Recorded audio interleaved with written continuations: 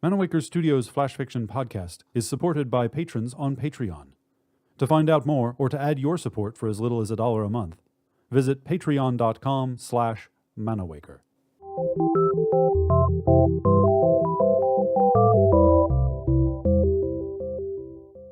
Welcome to Manawaker Studios Flash Fiction Podcast.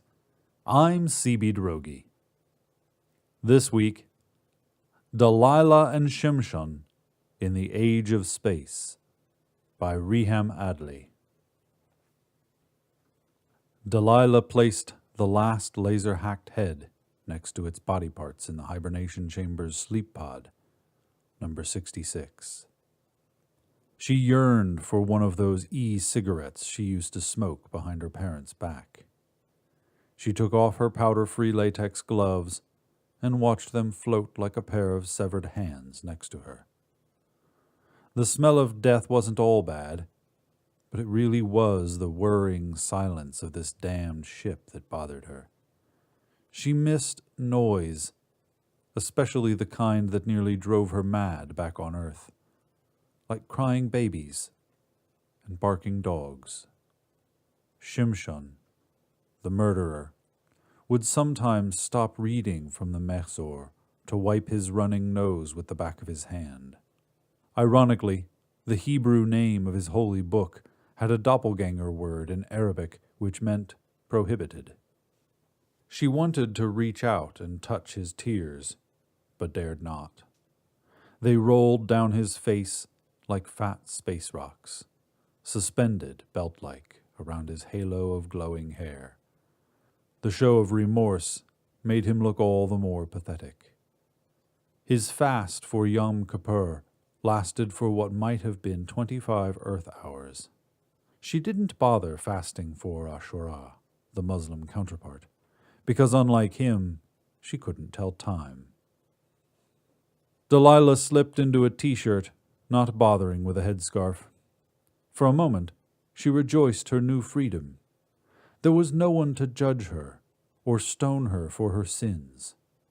She tucked her father's shaving blade in her jeans back pocket. You know, Shimshon, I would have liked to wash what's left of my mother and perfume her with musk.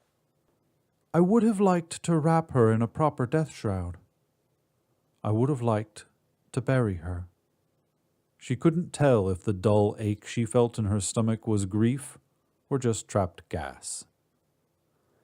His glowing braids stood on end, ready to attack. Stay away, Delilah. I don't want to hurt you. He sounded like someone with dead fish in his throat. She was too tired to laugh.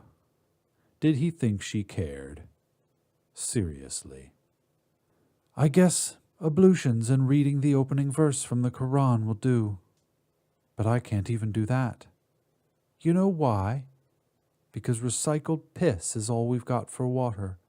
Please. If only she could stab him and get it over with.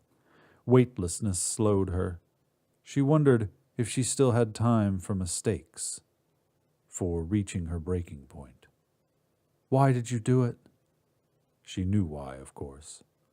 The time warp scheduled in 2 days will put us in orbit in the Rainbow Galaxy. We'll be closer than ever to the Blue Planet. For your safety, confine yourself to the dining chamber. What's the point, you fucking death machine? Didn't you eliminate my people so God's chosen planet remained pure? Her face flushed from the exertion of having to raise her voice. The book slipped. Both hands covered his face. Her glare softened, and her eyes lingered on his hair. He looked like a skeletal lion with an overgrown Christmas lights mane that resembled globy wigs Lady Gaga wore in her last concerts before Doomsday. I didn't mean to kill. I didn't know this did. Will you listen to yourself? He had to have known the AAPC fiber optic weaves implanted in his hair were a weapon. Hell, I knew the moment I saw you. I knew whom they wanted to wipe on this ship. The ethnic minorities, an age-old story. Well, congratulations on a job well done killing everyone, including your commanding officers. She pulled the blade and flashed it at him. Delilah, hold it there.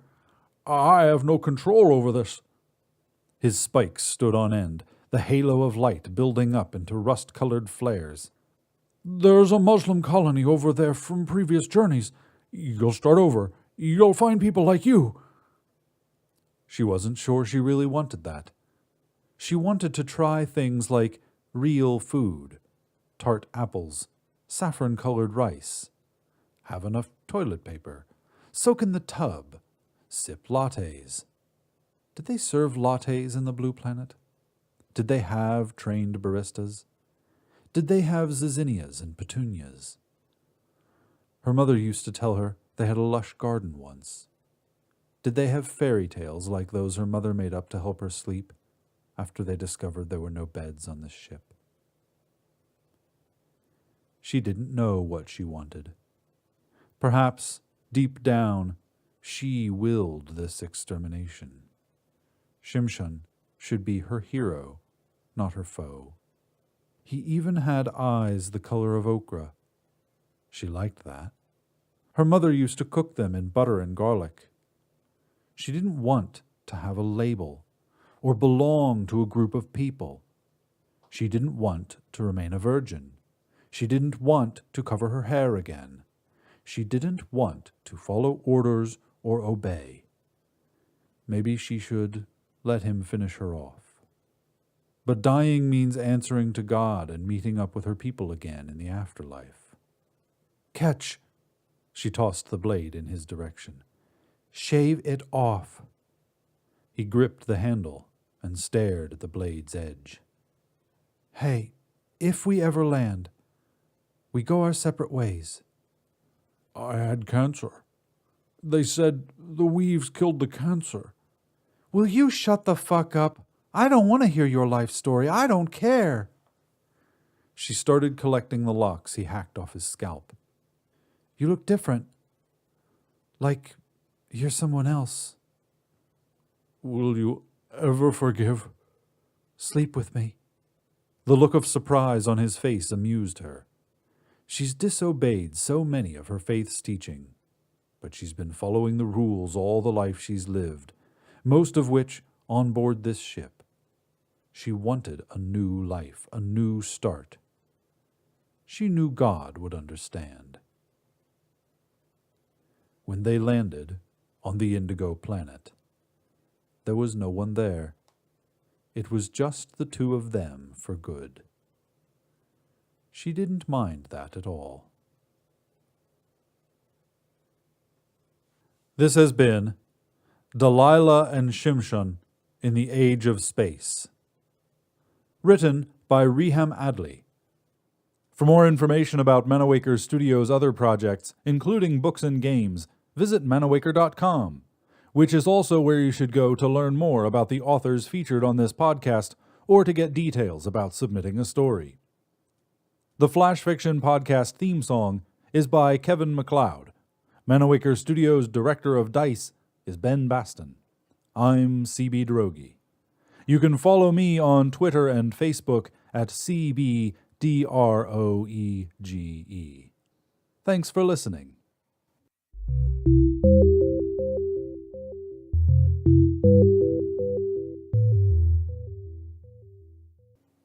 On the next installment of Manawaker Studios' Flash Fiction Podcast, it's nothing but the same row of arches over and over forever. The only way we can get home is to transpose.